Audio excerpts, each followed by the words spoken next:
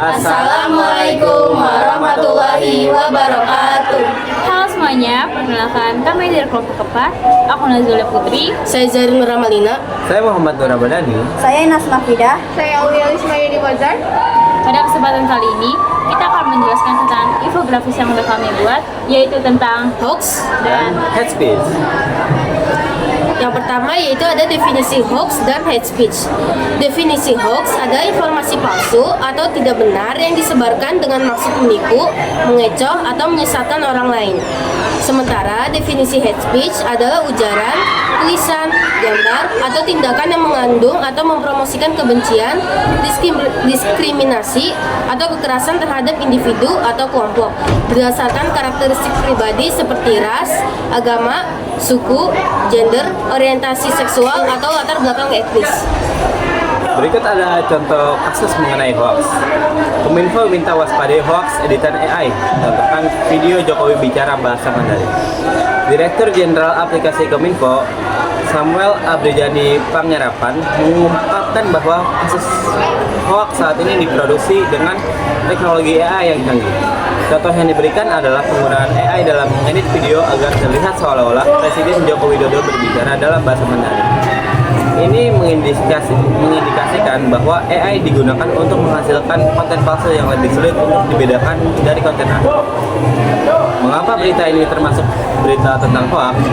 Dalam kasus yang disebutkan, AI digunakan untuk mengedit video sehingga Presiden Joko Widodo terlihat berbicara dalam bahasa Mandarin. Ini menciptakan kesan bahwa peristiwa tersebut adalah kenyataan, padahal sebenarnya tidak demikian. Penggunaan AI dalam mengedit video ini membuat konten tersebut lebih sulit untuk dibedakan dari konten asli. Solusi untuk kasus hoax yaitu masyarakat. Kominfo Budi Ari Setiadi memberikan beberapa tips pada masyarakat untuk mencegah penyebaran hoax. Ini termasuk tidak terpancing oleh berita yang sensasional, memastikan sumber berita yang dapat dipercaya dan membandingkan berita dengan sumber lain untuk memverifikasikan kebenarannya. Lalu ada contoh untuk kasus hate speech. 3 orang jadi tersangka ujaran kebencian terhadap Presiden Jokowi dan Menkes Terawan. Para tersangka dalam kasus ini diduga menyebarkan berita bohong, hoax, dan ujaran kebencian hate speech melalui berbagai platform komunikasi seperti Facebook, pesan singkat WhatsApp, dan media sosial lainnya. Beberapa di antaranya menyebarkan ujaran kebencian terhadap Presiden Joko Widodo dan Menteri Kesehatan Terawan Agus Putranto. Mengapa berita ini termasuk berita tentang hate speech?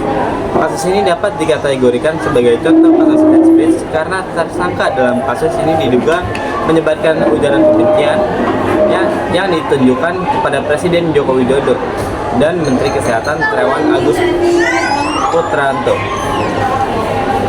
Solusi untuk kasus hate speech yaitu Polda Metro Jaya bekerja sama dengan Kementerian Komunikasi dan Informatika Republik Indonesia untuk mengatasi penyebaran hoax dan hate speech. Upaya ini mencakup pemblokiran 218 akun media sosial yang diduga penyebaran hoax dan hate speech. Tips menjaga berita hoax. Yang pertama, cek sumber informasi atau berita. Kedua, cek kelengkapan informasi. Ketiga, jangan termakan judul. Keempat, periksa keaslian foto atau video. Kelima, perhatikan tangan artikelnya. Keenam, jangan asal share. Dan ada juga tips-tips mencegah berita hate speech. Yang pertama, berpikir sebelum membagikan, pendidikan dan kesadaran. Ketiga, verifikasi informasi. Keempat, jangan bertindak emosional. Kelima, lindungi privasi dan keamanan. Keenam, melakukan kami tentang hoax. Hoax itu adalah berita yang palsu yang gunanya itu untuk mengecoh atau menipu seseorang. Biasanya hoax ini membuat orang kebingungan atau mengambil keputusan yang negatif. Di era digital ini, hoax ini mudah sekali tersebar. Maka kita sebagai masyarakat harus pintar-pintar memilih atau mengetahui mana berita hoax maupun yang benar. harus mendapatkan feedback hate speech. Hate speech itu adalah ujaran, lisan, gambar, atau tindakan yang mengandung kebencian, diskriminasi, atau kekerasan terhadap individu atau kelompok.